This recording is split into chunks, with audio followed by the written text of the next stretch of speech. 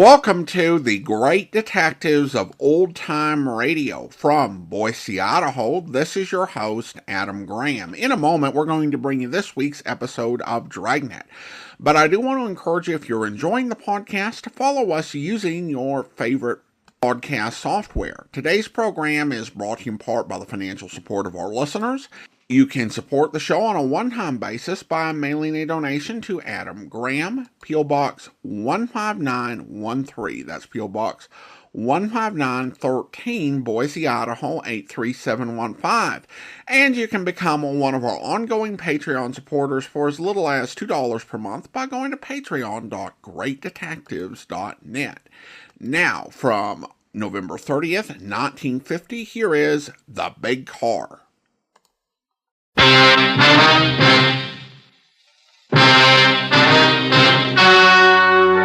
The story you're about to hear is true. Only the names have been changed to protect the innocent.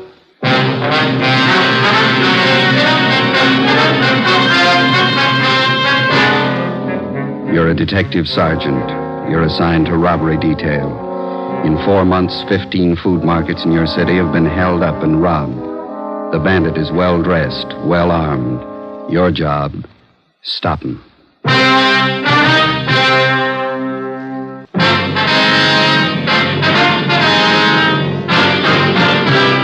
Dragnet, the documented drama of an actual crime.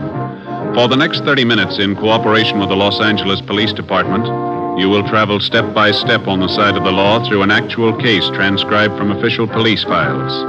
From beginning to end, from crime to punishment, Dragnet is the story of your police force in action.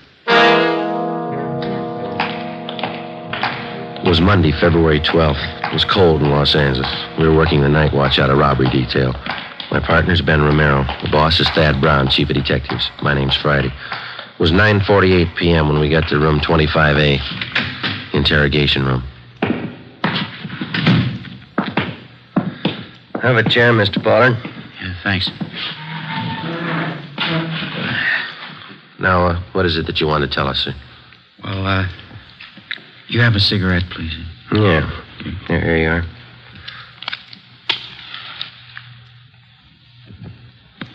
Thanks. I'm a little nervous. It's never happened to me before. What's that? Well, after I thought it over, I knew it wouldn't be any use to keep it up. I knew you'd find me. I don't think I quite follow you. I want to confess. That's why I came here. Yeah? I knew I was doing wrong. I just couldn't help myself. What have you done? I'm not trying to defend myself. I needed money, that's all. There wasn't anything else I could do. Well, we still don't know what you're talking about, Pollard. Been after me 4 months. Thought maybe you'd recognize me from the description. Some of the people must have seen me. Those food market holdups? You pulled those robberies by yourself? Yeah, 15 of them. Needed the money. Pollard, is that your true name? That's right, yeah, Frank Pollard. You ever been arrested before? Drunk charge, that's all. I don't know why I went wrong, it just did. You ever done any big time? No. Well, why do you want to confess? I want to get it off my mind. I want to tell somebody, everybody. Look, call in newspapers now. I'll give them the whole story. I'll tell them everything. How many of those markets did you hold up, Pollard? 15. You said you needed the money, is that right? Why? Personal reasons. Now, look, you got a light again. The smoke's out there. Yeah. Here you are. Yeah, thanks. You used pretty much the same routine on all of the holdups, is that right? Yeah, I only pull one job a week. Figured that was the safest way. Dressed pretty well, like a salesman. Always had a briefcase with me. Is that where you carried the gun? Yeah. Always worked, too. I'd show up at closing time, get the manager in the back room, then pull the heist. What kind of a gun did you use? Service pistol. I had it from when I was in the Army. How do you usually work it? Well, when I got the manager alone in the back office, I'd just pull the gun and I'd say, give me the money, all of it. They knew I wasn't fooling. They'd give me the dough. You don't seem to fit the hold-up man's description too closely. Did you wear a mask on those jobs, is that it? Sometimes I did, sometimes I didn't. How about the man who worked with you? Where's he? Wasn't anybody else, just me. Worked him alone. That's where you cops were wrong. You thought there were two of us, didn't you? We thought so, yeah. Pulled every job by myself. That's where I crossed you up. I knew what I was doing. I didn't need any help. Now, how about that market out on West 7th that you held up last night? Did you pull that one alone, too? Yeah, sure. I always work alone. Guess I had you guys going, huh? Your story doesn't come very close. The man we're after doesn't use a service pistol. He never wears a mask, either. What are you guys getting at? I told you I pull those robberies. I ought to know how it happened. I use a service pistol. Did you use it in that robbery last night, the one out on West 7th? Sure, I always use the same gun. Last night was no different. You're wasting time, mister. What do you mean? Look, I just want to confess. No, sir, there wasn't any robbery last night. On further questioning, the suspect, Frank Pollard, broke down and admitted his confession was a lie. He explained that he wanted the publicity to impress a girlfriend.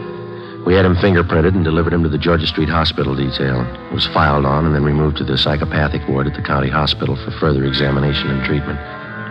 Our 4-month-old search for the market bandit went on. In the 2 weeks that followed, we tracked down more leads. They led nowhere. The real market bandit was still at large. On the night of February 25th, he hit again, this time at a supermarket out on Santa Monica Boulevard. We interviewed the manager, a Mr. Harry Talbot, in his small office at the rear of the store. I guess I should have known better. I got the bulletin you sent out on the guy, his description, everything. I just wasn't thinking, I guess. He came in the market just before closing time, is that right? Yeah, a couple of minutes after 8. Looked well-dressed, had a briefcase under his arm. I fell for it like the rest of them. I thought he was a salesman. Well, how about the man's description, sir? About 5'11", 170 pounds, I guess. Gray suit. It's the same description you had printed up in the paper. Mm-hmm. Was anyone else around when the man came in the door? One of my clerks, Everett Smiley. He saw him leave and get in a car right after the robbery. Is this clerk still around? We'd like to talk to him. Oh, he went down the street a minute. He'll be right back. Mm-hmm. Yeah, maybe that's him. Yeah? Mr. Talbot, you remember me, Mrs. Bolton? Oh, yes, ma'am. I'd like to ask you a favor, Mr. Talbot, as an old customer. I'm tied up right now, ma'am. Could I see you a little later on? I won't even come in, Mr. Talbot. You see, we're having our annual benefit whist party down at the community church. They were going to have it next Thursday, but I made them put it off another week so we could get some decent prizes. Oh, yes, ma'am. Of course, a lot of our people are good customers of the store here, so I knew you'd be willing to give something to the prize list. Oh, yeah. Shall I put you down for one of the door prizes? Maybe 2 or 3 market baskets full of canned corn, peas, things like that. Yeah, okay, Mrs. Bolton. I'll have Everett fix them up tomorrow. Of course. Well, thank you very much, Mr. Talbot. I'll have my boy Robert pick them up tomorrow. You'll have the baskets fixed up real nice, won't you? Yes, ma'am. I'll take care of it. Well, thank you again. Goodbye. Goodbye, ma'am. Goodbye, gentlemen. Goodbye. Mr. Talbot, I wonder if you could tell us what happened after you got back here in your office with the hold-up man. Well, it happened pretty fast. He reached into the briefcase he was carrying like he was going to get his order book, and he came up with this gun. He told me to open that safe there. But I stalled. I said I didn't know how. I see. And that's when he started telling me what he'd do to my family, my wife, if I didn't open the safe. He knew all about us, my address, my wife's name, my kids. He said he'd get them if I didn't do what I was told. Same M.O. Never failed him. What'd you do then, Talbot?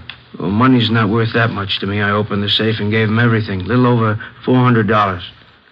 I still don't know how he got that information about my family. Do you have any suspicions at all? No, nobody I can think of. How about the gun he had? Can you describe it? Well, just like you have it listed in that bulletin on him. 38 revolver, blue steel, long barrel. Mr. Talbot. Come on in, Ev. Officers, this is my clerk, Everett Smiley. I'm sorry I forgot your name. Friday and Romero, robbery detail. Hi. No. Hello there. Hey, Mr. Talbot says that you saw the hold-up man leaving the market. Is that right? Yeah, that's right. He walked right out of the store and down the street just like nothing happened. I didn't know anything was wrong till later.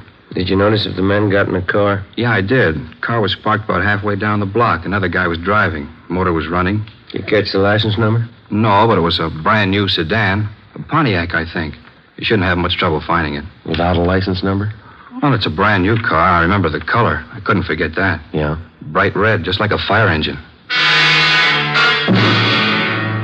90% of the time, color identification of a car means nothing. For one thing, a getaway car can be painted in a matter of a few hours, and for another, the color of a vehicle is not listed on the registration slip. It's impossible to check a car through DMV on color alone. But in this case, we figured that we had half an exception to the rule. The car used in the robbery was new, was painted a very distinctive color. We began an immediate canvass of automobile dealers throughout the city. After a day and a half of calling and checking, we found 2 dealers who had sold 2 new cars within recent weeks with fire engine red paint jobs. We got the names and addresses of the purchasers and checked them out. One of them was a Miss Mona Taylor, an ad taker for one of the daily morning papers. I'm sorry to bother you at your work, Miss Taylor. No, not at all. Most of it's over for today. What is it you want to know? Well, we understand that you bought a new Pontiac sedan about 3 weeks ago. Is that correct? Yes, I did.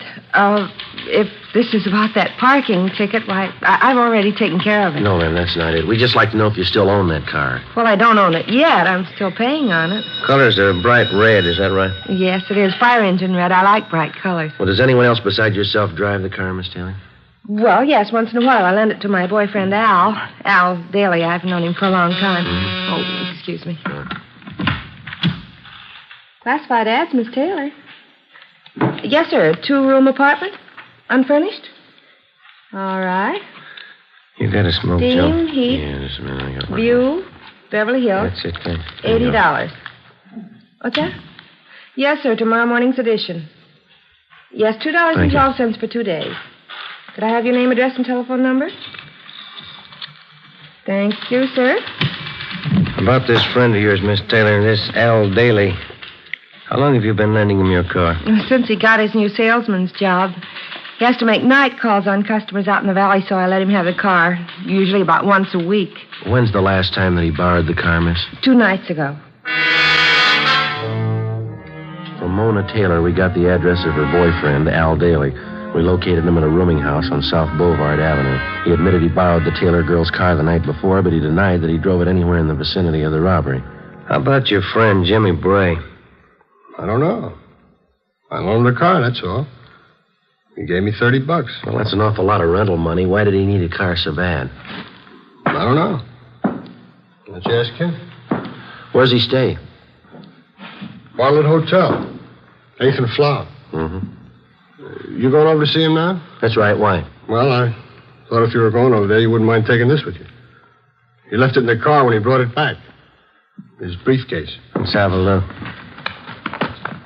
What's the matter? What's all the fuss about a briefcase? Joe? Mm-hmm. What is it? Let's see. All right, you got an answer for that, Daly? Sure a funny place to keep a gun. We took Al Daly downtown where he was held for questioning. We had a stakeout placed on his rooming house. We had both Daly and Bray checked through R&I. No criminal record. The briefcase and the .38 revolver were booked as evidence with the property clerk. There was no record or prints on the gun. The Taylor girl's car was impounded to be checked for fingerprints. 7 p.m., we drove out to the Bartlett Hotel on 8th and Flower. The room clerk confirmed the fact that Jimmy Bray was a registered guest at the hotel. You want to call the office, Joe? Yeah, all right, I'll do it. You got change? Yeah, I think I have. Yeah, okay.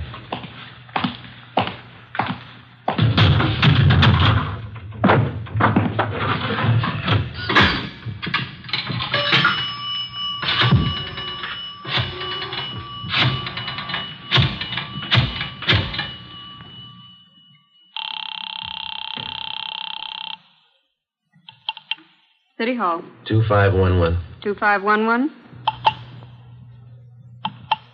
Robbery, Powers. Joe Friday, John. We're out at Bray's Hotel. We're going to stake it out. He's not in yet. Yeah, that's what I figured. What do you mean? The market out on 12th Street was held up a minute ago. Yeah? Bandit carried a briefcase.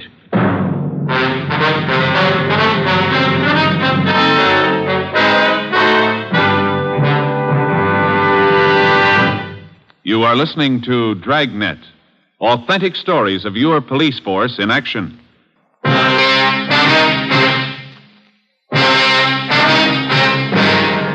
11:30 p.m. After checking Bray's room and finding nothing, Ben and I remained on stakeout at the Bartlett Hotel. The suspect failed to show up. At midnight, Young and McKenzie came out and relieved us. We drove back to the office and got the particulars on the holdup of the 12th Street Market. The M.O. was almost exactly the same as in the other 16 robberies. The victim's description of the holdup man matched perfectly with Bray's. By noon the next day, the suspect still had not returned to his hotel. An intensive canvass of the immediate neighborhood around the Bartlett Hotel netted us nothing. Nobody remembered Bray. We checked the bars and restaurants that he was known to patronize. No one had any idea where he might be. Details at the airport, railroad stations, and bus terminals were alerted. We got out a supplementary description on our original APB. The sheriff's office was kept advised. 2 days passed. Still no sign. We questioned and re-questioned Al Daly. Either he couldn't or he wouldn't add anything to what he'd already told us about Bray. A series of stakeouts were placed at food markets in areas where Bray had staged robberies previously. A composite picture of the suspect was made up and given wide distribution throughout the city. It all went for nothing. The following Tuesday, March 4th, Bray robbed a neighborhood market in Highland Park of $150. I had to give him the money, Sergeant. He threatened my wife and kids. Said he'd see something happen to them if I didn't open the safe. Did you say he wore gloves, sir? That's right. I thought it didn't jibe at first. A salesman wearing gloves like that. Didn't think about it till it was too late. Did you notice if he was on foot or did he get away in a car? He had a car, all right, parked down the street there. Saw it through the window. Another fellow was at the wheel. Mm-hmm. Did you notice anything else about the car? The license number, maybe? No, I couldn't see that. But it was a coupe. I'm sure of that. Yeah? It was red. Bright red. There was one angle we couldn't figure. If Bray was bent on a steady career of robbery, why did he use an escape car painted the most conspicuous color possible? We checked out Mona Taylor's car again. There was no connection. The search went on. 2 weeks, 3 weeks, another month. Bray kept to his usual schedule, one robbery a week. The legwork went on, too. On March 20th, we got a call from one of Ben's informants. He told us that he'd seen a man answering Bray's description in the Venice Park amusement area down by the beach. Well, we drove down to Venice to check it out. Pretty good crowd for a cold night. Yeah. Where do we find this friend of yours? See where the merry-go-round is up ahead? Yeah? It's just beyond that. He runs one of the booths. You throw baseballs at phony milk bottles. 3 chances for a dime, you know. Oh, yeah. He and his wife run it. They've been out here for years. I don't know how they ever make a living at it. Hey, those hot dogs smell good, don't they? Is that your friend's booth across the way there? Yeah, it's it. Come on, fellas. Show the girls how you can throw a baseball. Spill the milk. How about it? You'll let the girls have a free throw. Step up and win a prize. Looks like Maud's running the place tonight. Maud, that's his wife. Oh, yeah. How you doing, Sergeant? Cold night, huh? Hi, Maud. This is my partner, Joe Friday. How are you? Glad to know you, Joe. Guess you're looking for Scooter, huh? Yeah, is he around? Just down the way, Sarge. Hey, how about it, Sailor? Try your luck. 1 spin dime. Spill the milk. Pretty good crowd tonight, Maud. Oh, yeah, but they're not spending. Hasn't been good at all lately. Where'd you say your husband was, ma'am? Just down the way. Old man Hudson's out to chow. Scooter runs a merry-go-round for him while he eats. Now, thank you, Maud. We'll drop back and see you before we leave. Right. Glad to meet you, Joe. Yeah, glad to meet you. Goodbye. What do you say, girls? Have the boys show you how good they can throw. Spill the milk. How about it? Scooter, is that what you said? Is that the guy's name? Yeah, that's right. He used to run the scooter drome. You know, the little electric cars you drive around, bumpers all around them? Yeah, yeah. All right, cut to the close for the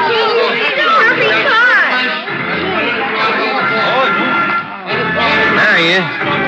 Scooter? Hey, Scooter! Hi, Sarge. I've been waiting for you. Hop on. Yeah, go ahead, Joe. Okay.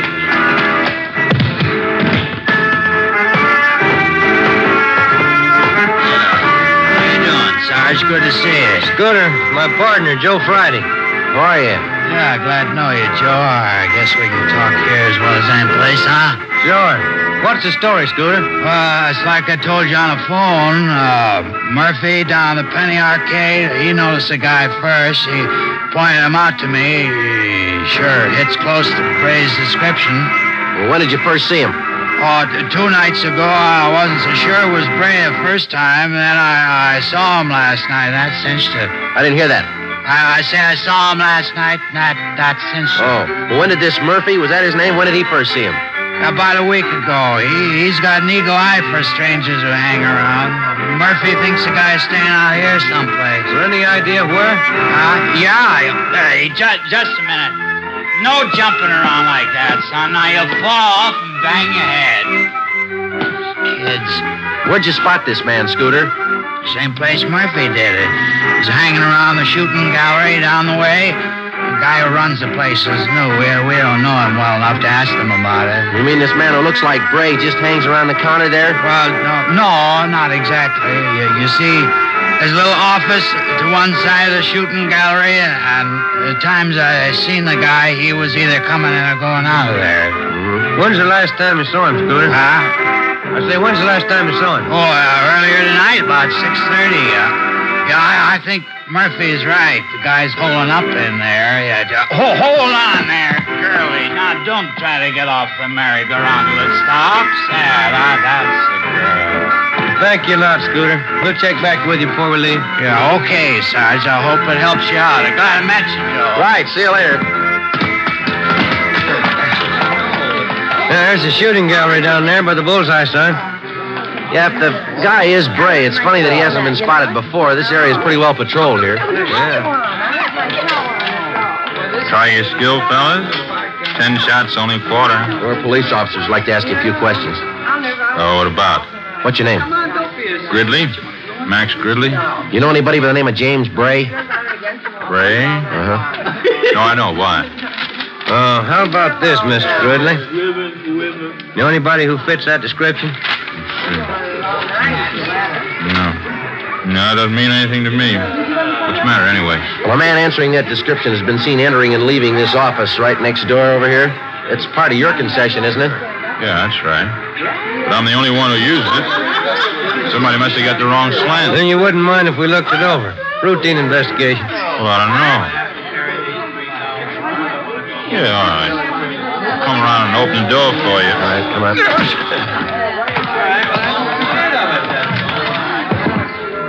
It's just a cubby hole, as you can see. Trying to use it as a storage place. Sometimes I have my lunch in here. Take a nap once in a while.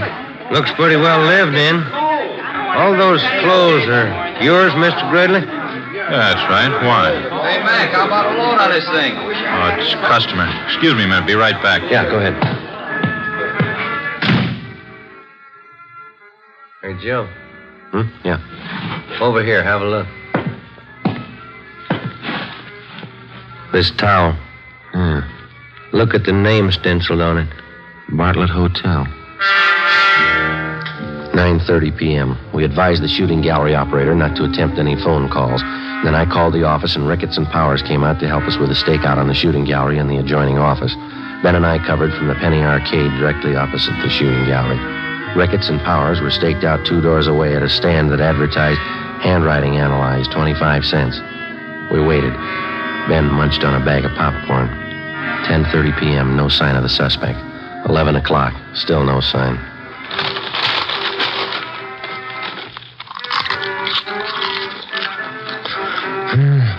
Getting pretty cold. Everybody going home? Yeah. You got any more of that popcorn there? Oh, yeah, here you are. There's 2 pieces left. Very good. Must have been. Not much in there now. Oh, I'm sorry. I can get another bag. Machine's right over there. No, turn it off. How about some peanuts? No, thanks. Oh, sure there's some in there, Joe. Want some? No. Sure would like to see Bray show up. Hate to spend the night staked out here. Hey, wait a minute. Look. Huh? The shooting gallery. The guy in the blue suit? He's talking to the manager. He's going around the side door. Yeah, come on. He's going inside. All right, hold it right there, mister. Joe, watch it. Ricketts, Johnny, cover the back. Hi, Joe. I'll get the door. All right. Come on, let's hit it. Yeah. What out the back? Come on. Yep. Hold it. Johnny's got him. Yeah.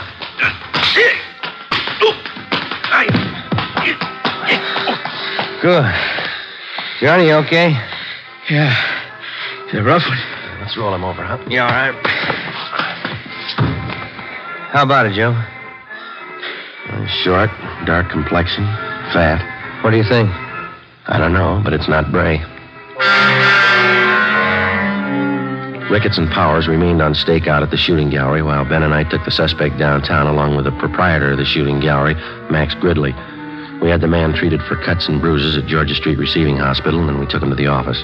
He identified himself as Blake Chatfield, an unemployed salesman. After 2 hours of questioning, he broke down and admitted that he was Bray's accomplice. In each of the 18 robberies, he drove the getaway car. He said for the past month, he and Bray had been living in the office adjoining the shooting gallery. He was booked at the New City Jail on suspicion of 211 PC. Max Gridley was held for further questioning. 1:35 a.m. We checked back in at the office. Guess I had too many hot dogs out there. Yeah, what's the matter? Oh, indigestion. Maybe it was the popcorn.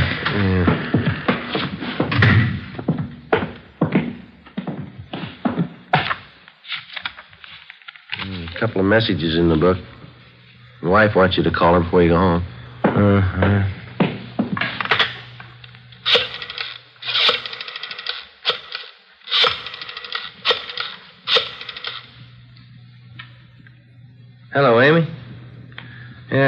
right, yeah.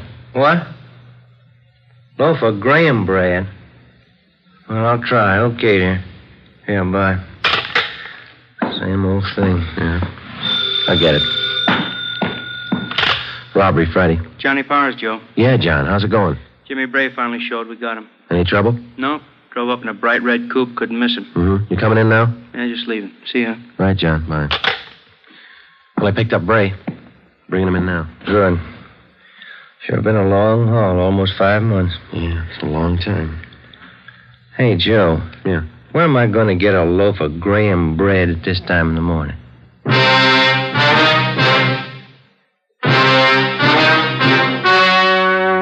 The story you have just heard was true. Only the names were changed to protect the innocent.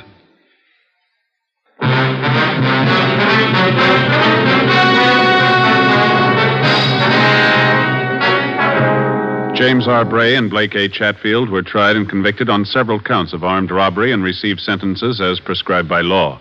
Max Gridley was filed on for failure to register as an ex-convict. Bray and Chatfield are now serving their terms in the state penitentiary. Technical advice for Dragnet comes from the Office of Chief of Police W.H. Parker, Los Angeles Police Department.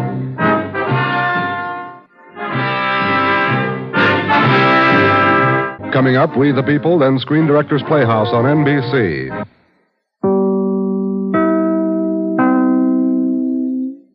Welcome back. You expect Confessing Sam's to show up for murders, but grocery store robberies? Thankfully, they were able to dispense with that guy really quickly. But one thing Dragnet's always clear on is that those guys really do waste time for the police. The way this episode ends violates the listener's expectations, but I think enhances the feeling of Dragnet's integrity. Even on a series like Tales of the Texas Rangers, which tried to be authentic, Jace Pearson would always be there for the big caller. But Dragnet didn't always have that happen because the reality for police officers is that you're not the designated main character. And sometimes another officer gets the caller and all you get is indigestion for eating too much popcorn. Of course, this leaves the episode's biggest question unanswered. Why did the criminal choose red cars for his getaway cars? If I had to guess, based on him not having a prior record, it seemed like he just didn't realize that this was a problem. He just liked red cars. As an aside, I do wonder if red is the absolute worst choice. It seems like hot pink or a really bright orange would also stand out, although I don't think they had cars being manufactured in that color yet. Although certainly I've seen a lot of cars from later in the 50s that certainly have that hot pink going for it. And then we have a little line towards the end, which I'm pretty sure I didn't even take note of the first couple times that I played this episode, but which just sent me down a rabbit trail, and that was Ben's upcoming quest to buy graham bread. Now, given my last name, you'd think I would have taken notice of that before, but no, I'm pretty sure I didn't. Graham bread is actually named for the Reverend Sylvester Graham, the father of American vegetarianism and the inventor of the graham cracker. He was a 19th century minister who is often cited as one of the first food faddists. He published his famous book, Treatise on Bread and Bread Making, back in 1837, which I'm sure everyone's read, which explained how to make graham bread, among other things. But it didn't actually give precise portions as to how much of each ingredient should go in, instead relying on the baker's good judgment. This is why I'd never make graham bread using that recipe. When it comes to guessing the appropriate amounts of ingredients to go into a recipe, I have worse judgment than our criminal did this week at picking cars. Now, in terms of Ben's quest, I could not find graham bread commercially available in our modern world at the usual places. After doing a lot of searching, I found a bakery in Illinois that offered their own take on graham bread that you can buy. That'd be a bit of a drive for me, let alone a 21st century version of Ben Romero. But what about the 1950 version of Ben Romero? I don't think there was widespread commercial availability. I actually did a newspaper search to see if I could find any ads for any store that mentioned graham bread available, and I drew a total blank. And again, searching in the Los Angeles area. So even in 1950, if you could buy it commercially, it would be most likely considered some sort of health food. You can imagine poor Ben would be hard-pressed to find it. You know, he'd go to the all-night supermarkets and whatever sort of stores would be open that time of night and spend, an hour or so going through and then have to get up early in the morning and drive to a health food store. I found an interesting blog post by Renee Ryan, a historical romance writer, who used to write for a blog called Petticoats and Pistols, which is focused on historical romance, particularly around the Old West. And she said that you can actually get graham flour from health food stores. And the special way that graham flour is made is more true to the Old West way of making flour. So if you want to get a taste of the Old West, making some graham bread could be helpful. She also shared a recipe which thankfully does not rely on the baker having good judgment. And I went ahead and I'll link her article in the show notes, although there are plenty of graham bread recipes if you want to give it a try. And if there are any bakers who have made it and would like to share their experience, I'd certainly welcome that. And if you have any information on the commercial availability of graham bread in 1950 in the greater Los Angeles area, then you have a highly specialized set of knowledge. Listener comments and feedback now. And we turn to YouTube, where we have a couple comments regarding the Big Mother. Amanda writes, "This one was tough to listen to. An unfulfilled desire can break your mind and spirit. A good outcome, but nothing could make things right for either family." A good point, Amanda. One thing that Dragnet says is that it follows the case from crime to punishment, but oftentimes you're left with unanswered questions which fall out of that perimeter. Certainly for the woman who kidnapped the baby, you wonder what happens to her next, and also for the family of the baby. And you wonder what they end up doing about it. Do they even tell the boy that he was briefly kidnapped, passed off as somebody else's child, and baptized, maybe into an entirely different church than the parents belonged to? My hunch, particularly since there wasn't a criminal process that would require them to testify or relive the situation, that they would probably tend to just try to move on as if it didn't happen. But I don't think that means that it doesn't impact them. They might find themselves being very overly protective of the boy for reasons they can't even explain. So there would definitely be effects from this, even if the family wasn't consciously aware of it. So just a sad situation overall. And then Sarah writes, "Dragnet was always a good guidance in my life. Great entertainment." Well, thank you so much. Appreciate the comment. Now it's time to thank our Patreon supporter of the day. And I want to go ahead and thank Liz. Liz has been one of our Patreon supporters since December 2023, currently supporting the podcast at the rookie level of $2 or more per month. Thank you so much for your support, Liz. And that will do it for today. If you are enjoying the podcast, please follow us using your favorite podcast software. And if you're enjoying the podcast on YouTube, be sure to like the video, subscribe to the channel, and mark the notification bell. All those great things that help YouTube channels to grow. We'll be back next Saturday with another episode of Dragnet. And this weekend, be sure to watch Video Theater, this week featuring an episode of Mr. and Mrs. North. This episode will be available on our app and in the usual places of YouTube and the Apple Podcast Store, but this will also be the first episode that we'll be posting at the same time on Spotify. But join us back here on Monday for the Adventures of the Falcon, where... Just a minute. What for? I've heard the spiel 20 times. I'm awfully sorry, Braddock, but naturally we can't afford to have an ex-con working for us. Isn't that how it goes? Well, don't blame me. I'm just an innocent bystander. When did you get out? What difference does it make? Well, just humor me. In 49. What have you been doing since? Getting kicked all over the place. You really been trying to go straight? Would you believe it if I said yes? Who knows? Look, if you get your kicks torturing people, that's swell, but I don't think I have... No. I'm really interested. Well, I was 19 when I pulled that job in Buffalo. It was the only crooked thing I ever did. I threw in with a couple of boys. Yeah, I know, named Chuck Lewis and Willie Frank. How did you know? It's all down here. I see you're married. Yeah, 3 years ago. Does your wife know? Everything. I met her before I was sent up. And she waited? Yes. Well, sounds like quite a girl. How's she going to take this? The way she's been taking it all along. She won't complain. Look, Braddock, if I were to forget about this for a while... What? Could I trust you not to make me sorry? Listen, Waring, if you give me this break, I swear you'll never regret it. I hope not.